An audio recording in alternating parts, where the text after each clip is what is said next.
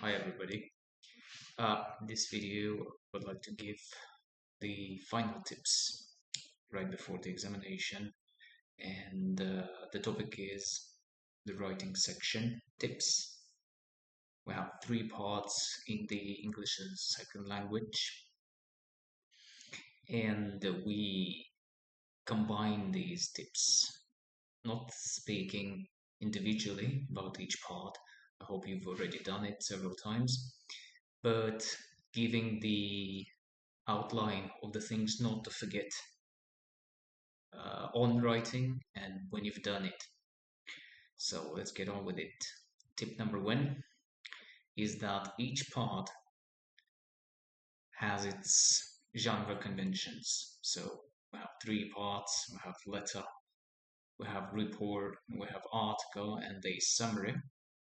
So in each part, we can consider the structure, how many paragraphs we should have, what these paragraphs should be about, so on and so forth, including what kind of linking words I should use in each section. After that, usually we can consider the audience. If we take part 5, for example, both article and the report, we're usually writing for our classmates or fellow schoolmates and teachers, sometimes parents included. And also we need to consider the style, whether we're writing the formal thing or informal. Usually the majority of writings in the EDEXCEL exam is informal, but still sometimes we have at least a semi-formal thing, which should be an article. Sometimes there are formal letters as well, letters of complaint, so we should be careful with the style too. This is tip number one. Tip number two is when you look at the task, it is here. Consider the bullet points, please. So you always have three of them. They're different depending on the task, of course. You should not forget to answer all of the bullet points, otherwise you're losing points. Also, another important part, I'm going to put it in red even, you should answer them directly. What does it mean? It means that you should not be thinking about the ways to unite, two bullet points. Usually you don't need to do that, but you should rather think about the ways to present these things so that the examiners understand that here's the bullet point one, you're answering it.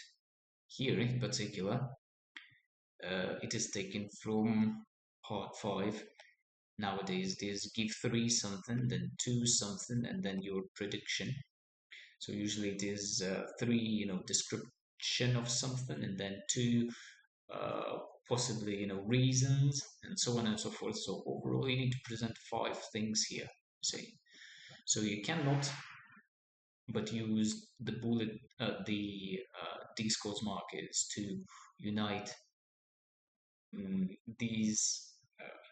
Here it is ways that help, and here it is also ways that benefit. So you see, it even sounds pretty similar. So you definitely need to be using the discourse markers that help you to write down in some sequence for the examiners to see that here is the first technology that helps, here's the second one, here is the first benefit, and here is the second one. So you really need to structure it properly, and the use of linking words can definitely help you, must definitely help you. So the easiest ones are, you don't need to remember, a whole bunch of them. Some 5 will do. Firstly, secondly, all in all, also, for example, moreover can be added here, and that's kind of it. It is enough to establish a very well planned structure which is clear. Tip 3 is word count and editing, something that you may not have time for, but you should. In each task it's specified here, we're taking part 4, which is a letter 75 to 100 words only. Okay, I would not recommend including 10% because it means that you are not really on the safe side. So write exactly between the word limits that are given. Speaking of the editing, you really need to have time for that. I suggest that editing should be done when everything is done, not after each part, because you may be a little bit anxious about finishing everything else, but rather when you have finished all 3 writings, you may come back and reread everything and introduce some corrections if needed. Again, you really need time to do that. Tip 4 is about the specific editing, and here we're minding our punctuation. The simplest rule that I suggest to pupils is you should be using the punctuation that you can really explain. It means that I understand. Let's use the common users here. I understand if I have a list of 3 that I need to use comma between the parts of this list of 3. Like uh, to pass the exam, which is our example, to pass the exam you need knowledge, previous experience, and luck. So between these parts you are obviously using commas. Number 2 is about conjunctions between the parts of the sentence. We consider the conjunctions and, or, but. So between the parts of the sentence, we put the comma before the conjunction. Okay. This is a little bit more difficult compared to list of 3. And number 3, which is after linking words, both, well, as a rule at the beginning of the sentence and usually anywhere. Okay. So you can remember that, for example, also, moreover, firstly, secondly, and all those things, they require you to put a comma after them. Tip 5. This is something that I keep on suggesting, which should really help at the exam, but still should be trained beforehand, which is to follow the golden rule. For each section, I suggest spending around 20 minutes to complete each part. And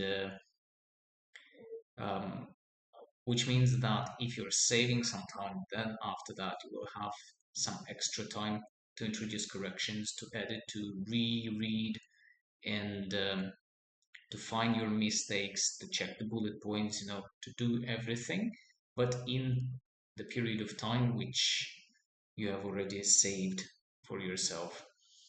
There should be a note given here that the difficult parts like part 5 and 6 may be done within 25 minutes. So because you need to read, think about some plan and so on and so forth. The language is a little bit more difficult compared to, say, part 1 in the reading, and well, part 4, which is a letter, which is the easiest part. Tip 6.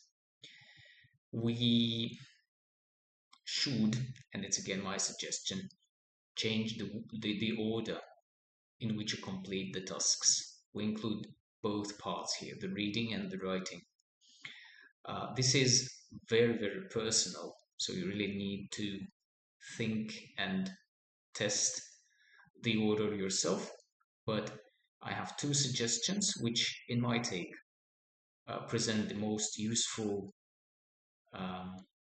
time consumption, so to say, and also follow the rule of we want to warm ourselves up first, then we want to complete the hardest parts, which are simultaneously the most valuable ones. It means that they give you a lot of points, and after that, when I'm tired part, it means that I want to save something easy for a possibly shorter period of time at the end of the examination. So that's why my suggestion, once again, it's very personal, and you really want to test it out yourself. Part 1, followed by part 2, 5, 6, 3, and 4. Or another one is that I start with the letter, which is part 4, then I follow up with 3, 6, 5, 2, and 1. I'm not going to go deeper into the logic of this, but you can think about it yourself and restructure in a possible way that you feel, uh, if you haven't done it yet, that you feel is the best. Tip 7. This is a very general comment that usually nobody follows, but it doesn't mean that it has no value. Rewriting the pieces that you did before is a pretty useful practice, especially if you've received some comment from your teacher, somebody else, or you can ask somebody to give you a comment on it, at least in very general terms. So when you have a comment, it means that you want to introduce these ideas using the language, right? And thus improve your quality. So please go and check that past papers or previous answers folder in order to find some previous responses with your C's and D's, which is a very fruitful soil for your improvement. Tip 8, the last but not least. So you should have time for editing, and let's hope that you will have. So the specific things that you should mind when you have some spare time in the writing section, we omit the reading for the moment. So we double check grammar tenses. Especially you want to check the use of present perfect. So nowadays it's very common that students substitute present perfect with past simple, which should not be done. You really want to check the use of the present perfect tense. Quick note that we're using the present perfect tense when we do not have any marker of the past tense, which is ago, before, yesterday, last time, year, etc., etc. But we do have some recency adjective, which is already, just, yet, recently. Number 2 is the agreement between subject and predicate, which is, say, noun and verb, usually, yes. So you check the number and person in order not to have he go, or he are going, or they is say, something like that. Number 3 is the punctuation. We've spoken about it already. There is not much, but you need to consider it. Also, number 4 is when we consider some mid-level responses. Usually there are some repetitions, which is you tend to start a sentence with the same phrase or word, so you want to get rid of it, otherwise you're losing points. So we consider both words and phrases in any part of the sentence, especially the beginning. The use of linking words is point number 5 in order to make the structure better. So headlines when we need ones, or subheadings, by the way, when we're writing a report. 7, as we said before, word count. I actually suggest that you mind the word count after each paragraph, maybe even instantly. So you've finished the paragraph, and after that you're counting the words, thinking about how much you have left. And 8 is covering all the bullet points, which is the beginning, which should be the beginning of any of your responses, which is thinking where I should put these reasons and examples and my personal recommendation, how do I introduce it, and how long do I want it to be. This is tip 8, the final one. So I wish you luck at your examinations. These tips are not only relevant for those taking the ESL course, but I think that in general terms, especially the ones considering grammar, punctuation in particular, should be useful for anyone trying to improve their writing and make it better compared to the previous ones. So thank you for the attention. See you in the next one.